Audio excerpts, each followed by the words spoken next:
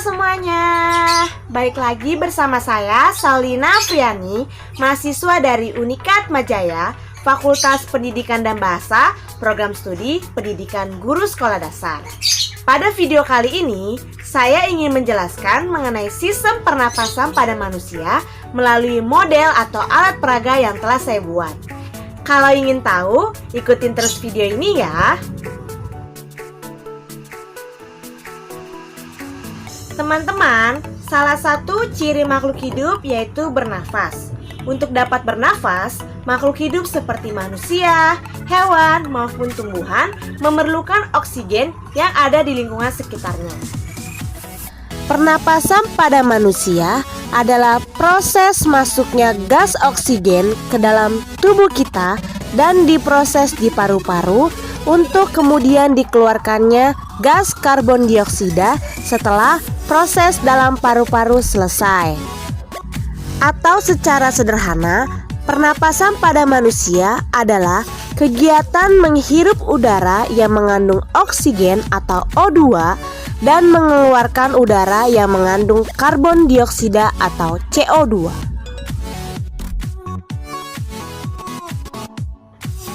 Nah, pada saat bernafas, ada sistem pernafasan yang bekerja karena adanya kerjasama dari organ-organ yang ada di tubuh kita. Organ atau alat pernapasan pada manusia terdiri dari hidung, pangkal tenggorokan atau laring, batang tenggorokan atau trakea, cabang batang tenggorokan atau bronkus, dan juga paru-paru. Melalui lubang hidung, udara mendapatkan jalan masuk dan keluar ke dalam tubuh kita. Tapi, udara juga dapat keluar masuk melalui mulut loh. Namun, jika kita bernapas menggunakan hidung akan lebih baik karena terdapat lendir dan juga rambut-rambut halus. Rambut-rambut halus ini berfungsi untuk menyaring udara yang mengandung debu dan kotoran.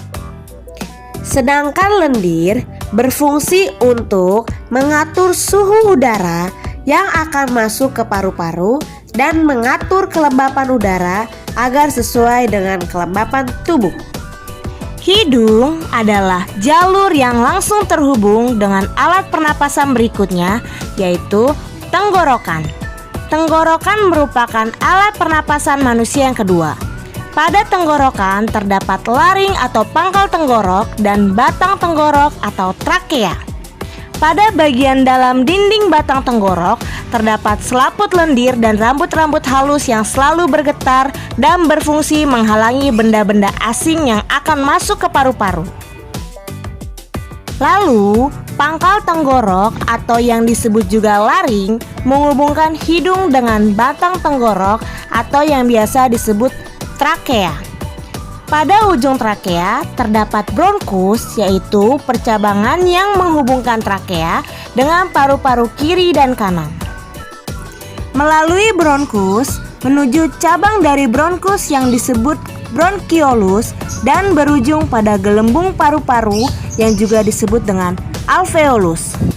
Pada alveolus ini terdapat pembuluh darah di mana terjadi pertukaran gas oksigen dengan karbon dioksida.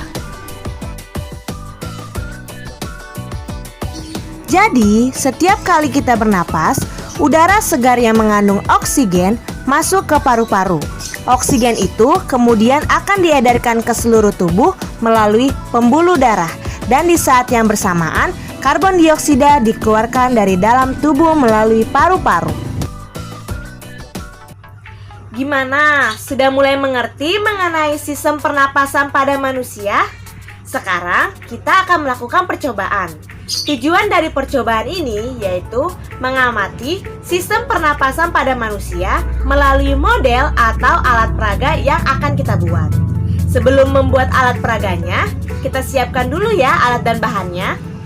Alat dan bahan yang diperlukan, yang pertama, 1 buah botol plastik bekas yang berukuran besar, 2 buah sedotan yang berbentuk L, 3 buah balon, 2 buah karet gelang, gunting, cutter, 1 buah lilin, 1 buah paku paku, korek, dan juga gambar tubuh manusia.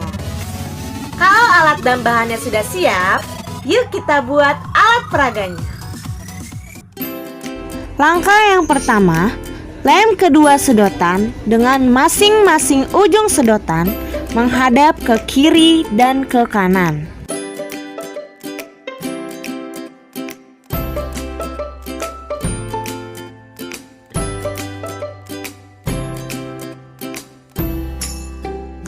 Pastikan sedotan dilem dengan baik ya. Langkah yang kedua yaitu ikat dua balon pada masing-masing ujung sedotan dengan menggunakan karet gelang.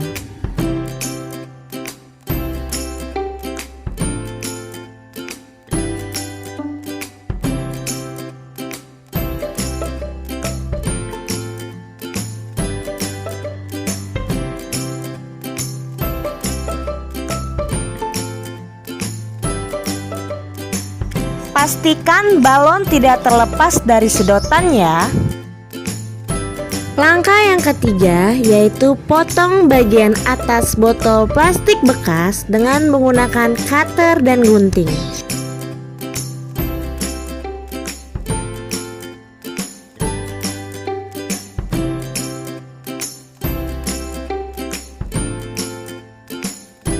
Pastikan botol dipotong dengan rapi ya. Langkah yang keempat, panaskan paku lalu lubangi tutup botol.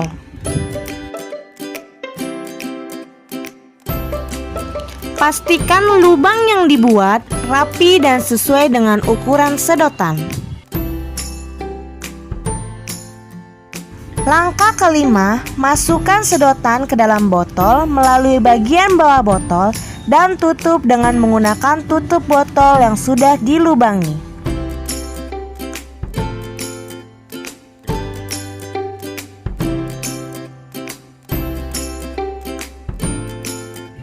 Langkah keenam, ikat ujung balon dan gunting ujung balon lainnya. Lalu, tutup bagian bawah botol dengan balon yang ujungnya telah digunting tadi.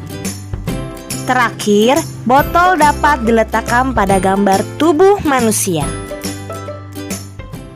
Teman-teman, ini dia alat peraga yang sudah jadi.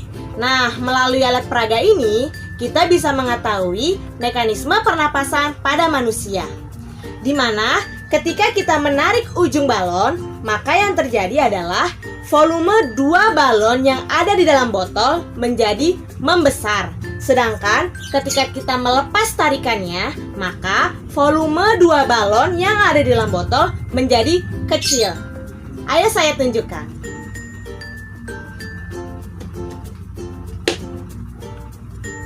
Terlihat ya, ketika saya tarik membesar, lalu dilepaskan mengecil.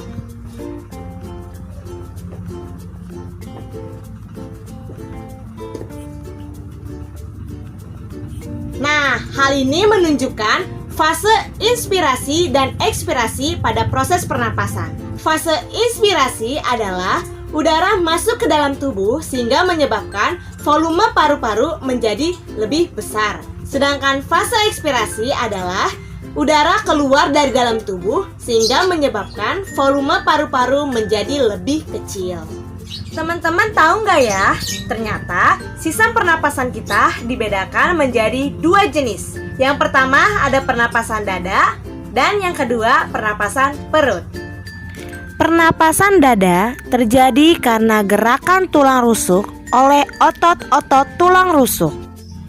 Pengambilan udara terjadi saat otot antarusuk berkontraksi atau mengerut, sehingga tulang rusuk terangkat ke atas, menyebabkan rongga dada dan paru-paru membesar.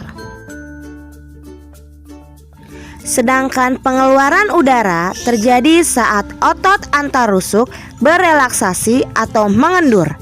Pada saat itu, tulang rusuk turun ke posisi semula, menyebabkan rongga dada dan paru-paru mengecil. Lalu pernapasan perut terjadi karena gerakan otot diafragma, yaitu sekat yang membatasi antara rongga dada dengan rongga perut. Pengambilan udara terjadi saat otot diafragma berkontraksi. Posisi diafragma mendatar sehingga menyebabkan rongga dada dan paru-paru membesar. Sedangkan pengeluaran udara terjadi saat otot diafragma berelaksasi. Posisi diafragma melengkung ke atas sehingga menyebabkan rongga dada dan paru-paru mengecil. Nah, itu dia penjelasan mengenai sistem pernapasan pada manusia. Semoga setelah menonton video ini, kalian jadi lebih paham ya mengenai sistem pernapasan pada manusia. Sampai jumpa di video saya selanjutnya. Dadah! Terima kasih yang sudah nonton. Semoga video ini bermanfaat. Jangan lupa like dan share supaya orang lain juga bisa nonton ya. Terima kasih.